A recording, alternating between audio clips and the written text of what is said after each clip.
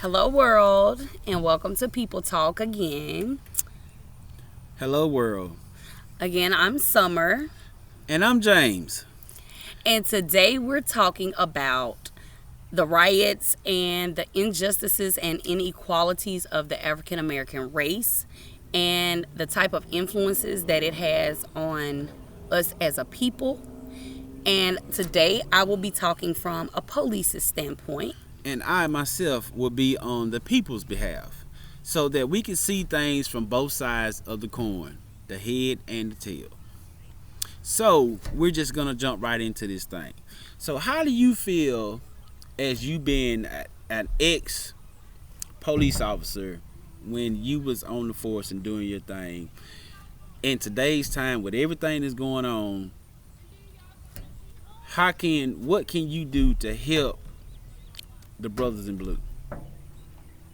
So, with me being a police officer, person of the law, in so many other different areas and aspects of it, my thing would be to make sure that you're cautious, you're aware of everything that's around you. Don't be so quick to go for your gun. There's other things that you can do. You can use de-escalation tactics, using your words, being more verbal, not verbally aggressive, but just speaking. Okay. I mean, so as the people is looking at all this and what's going on, how I feel about all this stuff is, you got to be able to serve both sides. We're still human. The officer is still human. That officer still has feelings and a family to go home to just as well as you do. So I want to, just because I know that you've been in that field, I want to know, how did that affect our life, things that I couldn't control when you was out there? Well, for me, at the end of every shift, my only thought, and most of the time, my only concern was making it back home to my family. Right. Those were like any stops, any time that I come across somebody in any situation, my main focus was I gotta make it home. Right. So for me, the biggest thing was talking. Like I said, using those de-escalation tactics. I mean, I tried to talk my way or talk a person into willingly doing what I need them to do, being compliant to what I was saying. Right. Once that didn't work, I used other tactics. Per se, you have a taser, you have a nightstick, you have mace, you have other things that are more, that's not lethal, that you can use to get that person. And you guys also go through training to let's say use takedown moves or pressure points or something to control the person that's in suspect of committing a crime.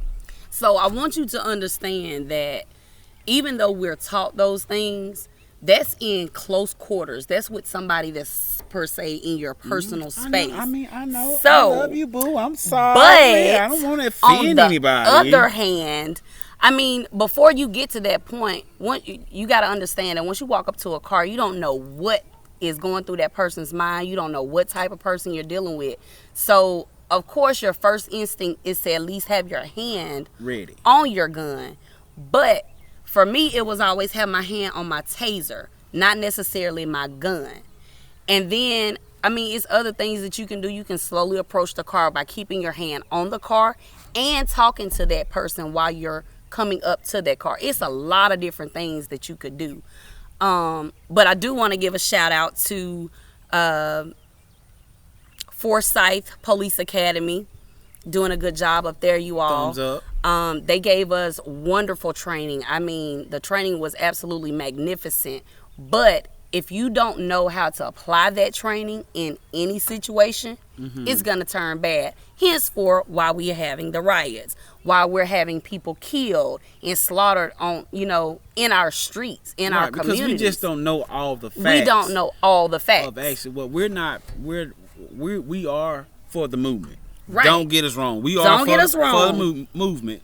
But as the people, we need to take in consideration that, hey, these are their jobs. They have families. Exactly. There's another side to that so coin. You can't just expect that, every encounter with the police officer is going to be bad. It's going to be bad. Because, I mean, I've watched countless videos of encounters where they're passing out water. Even before all this stuff started, they doing an ice cream pullover day. It's so many things that actual police forces was doing to gain the public's, favoritism back. So, and that's true. And don't get me wrong, you're absolutely right. And a lot of that stuff doesn't get media attention. It's not posted because when you're a police officer, you are to protect and serve, and that's our main goal. We do protect and serve, and a lot of those things are not broadcasted. I mean, I've been to several different occasions to where police officers are playing the kids in the community, basketball games. You don't see that stuff televised. Right. I mean, it's all kinds of little things that goes on that people really don't talk about because they don't know about it. Right. And especially us as a colored people, you don't see a lot of our children participate. People of color. Let me fix myself. People of color?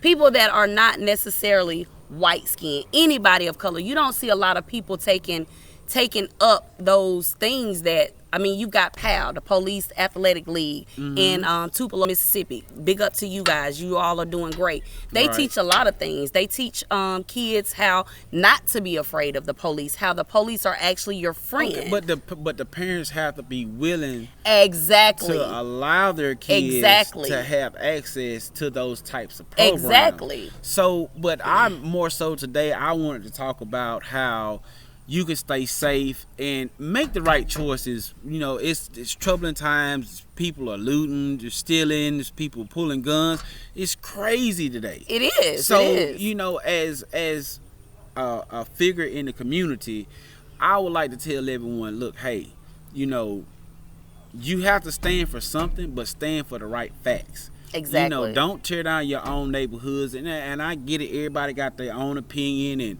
people want to say, this and that happened, and I don't care if the community get burned down, but at the end of the day, if that's your community, you have to stand for the right things. Don't allow people to tear up business, because people actually might not have insurance to cover that building, or I seen another video, guy was robbed and that was all the money he had. So you really can't just say justifying the rioting and looting and stuff. It's justifiable. Everybody's gonna have backlash to this stuff. So I just want to encourage everyone to do the right thing and stay positive.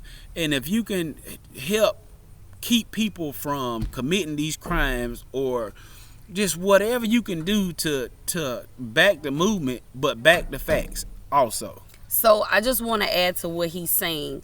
So for me, as being a ex-sister in blue, not only do I want to encourage the police officers, because there are a lot of good police officers across this nation.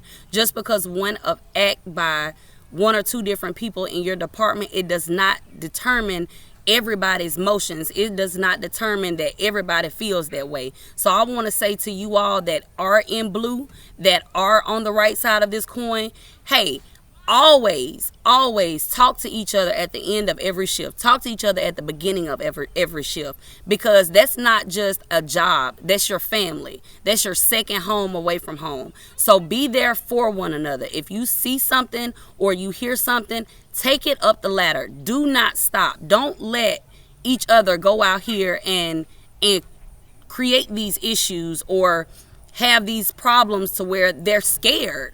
Now, fear is one of the big things that drives a police officer. I mean, you're always fearful of your life because you never know what you're going to walk into. But on the flip side of that, help each other, teach each other courage, and always back up each other. I mean, if you know this person is wrong and you know that your department that's against policy, that's against rules and regulations, stand up against it. Do not sit there on the sidelines and allow these things to happen. Stand up and speak up. And I want to say thank you to everyone that has tuned in. Real quick, same thing for the public.